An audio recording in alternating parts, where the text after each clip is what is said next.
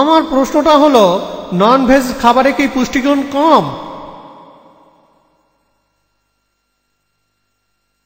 ভাই খুব সুন্দর প্রশ্ন করলেন যে নন ভেজ জাতীয় খাবারে পুষ্টিগুণের কোনো ঘাটতি থাকে কিনা। হ্যাঁ থাকে। আমি এই প্রশ্নের উত্তর না বলবো না। আমি কোনো উগ্রপন্থী নন ভেজ নই।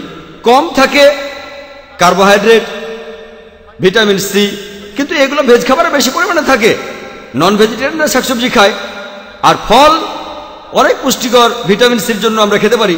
কিন্তু যদি তুলনা করে দেখেন পুষ্টিমানের দিক থেকে নন ভেজ খাবার, একথা আগেও বলেছি আমি, এতে থাকে প্রথম শ্রেণীর প্রোটিন, উচ্চমানের প্রোটিনগুলো সম্পূর্ণ।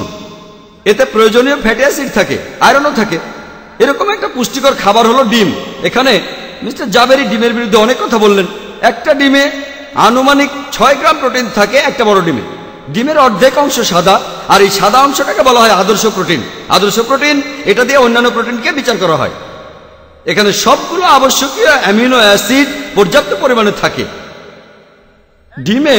এছাড়াও থাকে রিবোফ্লাভিন, আয়রন, ফ্লোরিন, ভিটামিন বি12, ভিটামিন ডি, ভিটামিন ই। খুব কম খাবারে ভিটামিন ডি থাকে, ডিম তার মধ্যে একটা। রোগীদের খাবার হিসেবে ডিম দেওয়া হয়, বিশেষ করে যারা আস্তে আস্তে সুস্থ হচ্ছে। এর কারণ জানেন? ডিম সহজে হজম হয়, উপাদান সবগুলোই আছে। ওনারা ডিম নিয়ে অনেক বলেছেন, এর কিছু ক্ষতিকর দিকও আছে। এটাকে বলা হয় পুষ্টিগুণে ঠাসা খাদ্য, কারণ এতে সবগুলো প্রয়োজনীয় উপাদান আছে পর্যাপ্ত পরিমাণে, অতিরিক্ত নেই, কোনো উপাদানে অতিরিক্ত নেই। এতে ক্যালোরির পরিমাণও কম।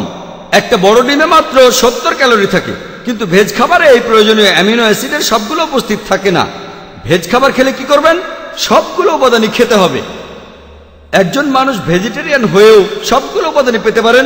তার ডায়েটটা তিনি ঠিকভাবে বেছে নেবেন, শাকসবজিগুলো ঠিকভাবে বেছে নেবেন, যে এই খাবারে অমুক উপাদানটা কম আছে, আবার অন্য খাবারে হয়তো উপাদানটা আছে।